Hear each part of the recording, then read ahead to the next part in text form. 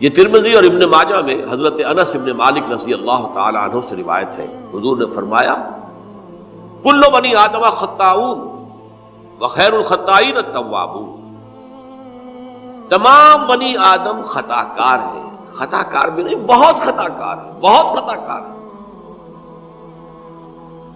لیکن ان خطا کاروں میں بہتر لوگ وہ ہیں جو خوب توبہ کرتے ہیں، غلطی ہو گئی توبہ کرتے ہیں۔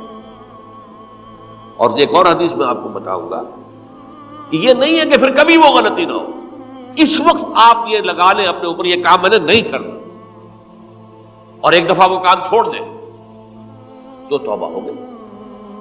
پھر اگر کچھ عرصے کے بعد پھر کہیں آپ جذبات کی رو میں بہہ گئے، پھر کہیں کوئی برے اثرات جو ہے وہ پڑے، پھر غلطی، کوئی بات نہیں، پھر توبہ، پھر ہو گیا، پھر توبہ کر۔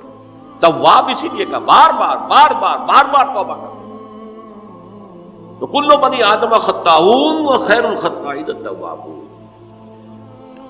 دوسری حدیث یہ بھی ابن ماجہ اور بہقی میں ہے، حضرت عبداللہ ابن مسعود رضی اللہ تعالی عنہ، التائب من الذنب کمن لا ذنب له،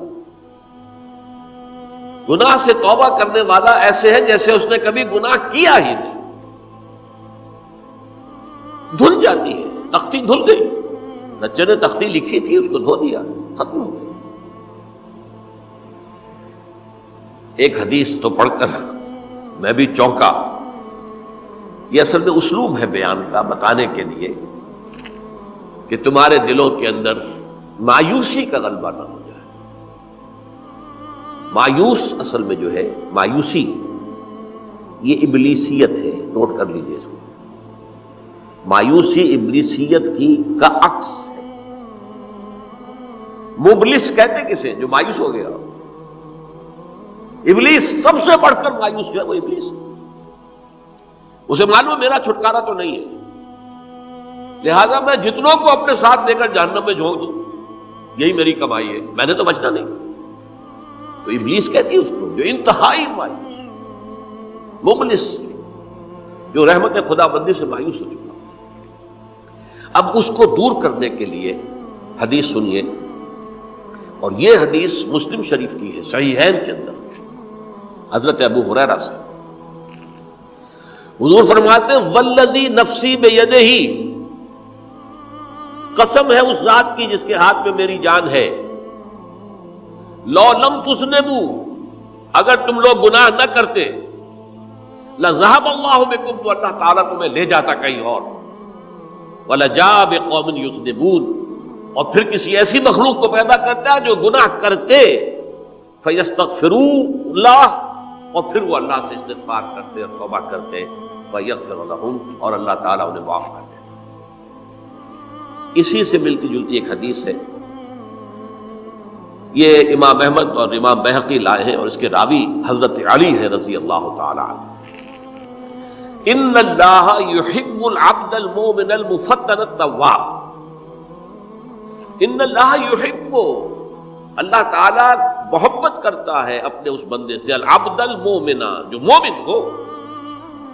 اس کی ایک اور بڑی پیاری حدیث آئے گی، المفتن التواب، جو بہت فتنوں میں مبتلا ہو جاتا ہو اور پھر بہت توبہ کرتا ہو، مفتن التواب، لیکن ساتھ ہی پلٹتا ہو، رجوع کرتا ہو، پھر اللہ کے حضور میں حاضر ہوتا ہو، پھر معافی مانگتا ہو۔ اللہ تعالیٰ کو اپنا ایسا بندہ بہت پسند ہے۔ اب میں کچھ اور حدیثیں آپ کو سنا رہا ہوں۔ توبہ کا دروازہ دو اعتبارات سے کہا گیا ہے کہ ایک وقت آنے پر بند ہو جاتا ہے۔ ایک حدیث کے تو الفاظ میں نوٹ کر کے نہیں لایا ہوں کہ اللہ تعالیٰ نے توبہ کا ایک دروازہ اتنا چوڑا کھلا رکھا ہوا ہے کہ جس کو عبور کرنا جو ہے وہ سال ہا سال میں ممکن ہو، اور یہ بند نہیں ہوتا جب تک کہ سورج مغرب سے طلوع نہ ہو جائے۔ یہ قیامت کی جو آخری، قریب قیامت کی جو آخری نشانیاں ہیں ان میں سے وہی حدیث میں آپ کو سنا رہا ہوں، عن ابی ہریرہ رضی اللہ تعالی عنہ، اور یہ مسلم شریف کی روایت ہے، من تاب قبل ان تطلع الشمس من مغربها تاب اللہ علیہ، سورج کے مغرب سے طلوع ہونے سے قبل تک جو لوگ توبہ کریں گے اللہ تعالیٰ ان کی توبہ قبول کریں گے۔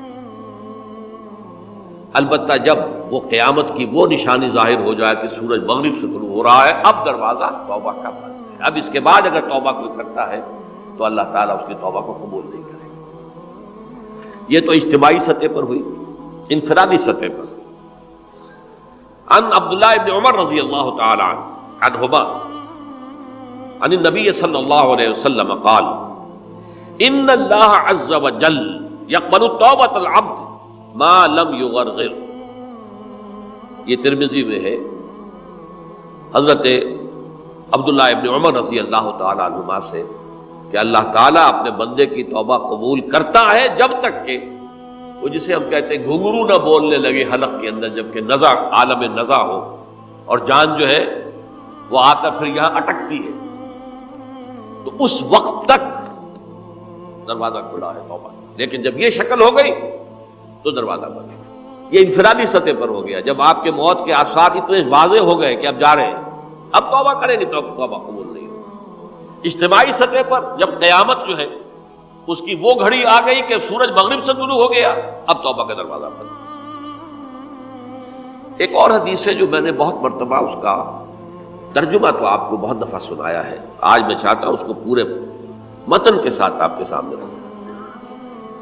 یہ حضرت انس بن مالک رضی اللہ تعالی عنہ سے مروی روایت ہے، جو حضور کے خادم خاص تھے، اور یہ متفق علیہ بھی ہے، یعنی بخاری میں بھی ہے، مسلم میں بھی ہے، لیکن تھوڑا سا فرق ہے الفاظ کا۔ تو جو مسلم شریف کی روایت ہے اس کے الفاظ کیا ہیں؟ للہ اشد فرحا بتوبۃ عبدہ حین یتوب الیہ۔ جان لو اللہ تعالیٰ کو زیادہ خوشی ہوتی ہے اپنے کسی گناہ گار بندے کی توبہ سے جبکہ وہ توبہ کرتا ہے۔ کس سے زیادہ ہوتی ہے؟ اب اس کی ایک تمثیل دی، من احدکم، ایک ایسے شخص سے بھی زیادہ بڑھ کر خوشی ہوتی ہے، کان علی راحلتہ